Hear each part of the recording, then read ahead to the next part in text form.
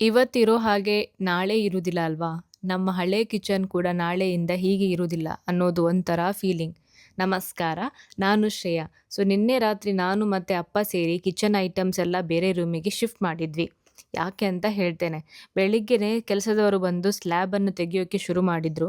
ಆಮೇಲೆ ನಾನು ತೋಟಕ್ಕೆ ಹೋಗಿ ಗೋಡಂಬಿ ಚೆಕ್ ಮಾಡಿದೆ. ಅಲ್ಲಿ ಕೆಲಸದವರು ಹಣ್ಣು ಮತ್ತು ಬೀಜ ಬೇರೆ ಮಾಡಿದ್ರು.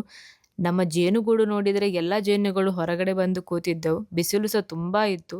ಮನೆಗೆ ವಾಪಸ್ ಬಂದರೆ ಅಡುಗೆ ಮನೆ ಇಲ್ಲದಕ್ಕೆ ಸಿಟ್ಔಟ್ನಲ್ಲೇ ಒಂದು ಸಣ್ಣ ಸೆಟಪ್ ಮಾಡಿದ್ವಿ.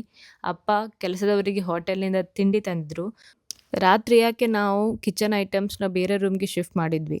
ಅಮ್ಮನಿಗೆ ಅಡುಗೆ ಮನೆ ಅಲ್ಟರ್ ಮಾಡಬೇಕಂತ ತುಂಬ ದಿನದಿಂದ ಆಸೆ ಇತ್ತು. ಇವತ್ತು ಅದಕ್ಕೆ ಟೈಮ್ ಬಂತು. ಅಮ್ಮ ಈಗ ಅಕ್ಕನ ಮನೆಗೆ ಹೋಗಿದ್ದಾರೆ. ಕಿಚನ್ ಸ್ಲ್ಯಾಬ್ನ ಸ್ವಲ್ಪ ಹೊಡೆದಿತ್ತು ಸಹ. ಅದಕ್ಕೆ ಅದನ್ನು ಚೇಂಜ್ ಮಾಡುವಂತ ಹೇಳಿ ನಾವು ಡಿಸೈಡ್ ಮಾಡಿದ್ವಿ. ಇವತ್ತು ಸಿಟ್ಔಟ್ನಲ್ಲಿ ಅಡುಗೆ ಮಾಡಿ ಏನೋ ಒಂದು ಬೇರೆ ಫೀಲಿಂಗ್. ಸ್ವಲ್ಪ ಕಷ್ಟ ಆಯಿತು, ಬಟ್ ಪರವಾಗಿಲ್ಲ, ಏನಾದರೂ ಮಾಡಬೇಕಲ್ವಾ. ನಮ್ಮ ಮನೆಯಲ್ಲೇ ಆದ ಬದನೆ ಇತ್ತು. ಬದನೆ ಗೊಜ್ಜು ಮಾಡಿದೆ. ಸಂಜೆ ಆಗುವಾಗ ನಾನು ತೊಂಡೆಕಾಯಿ ತೆಗಿಲಿಕ್ಕೆ ಅಂತ ಹೋದೆ.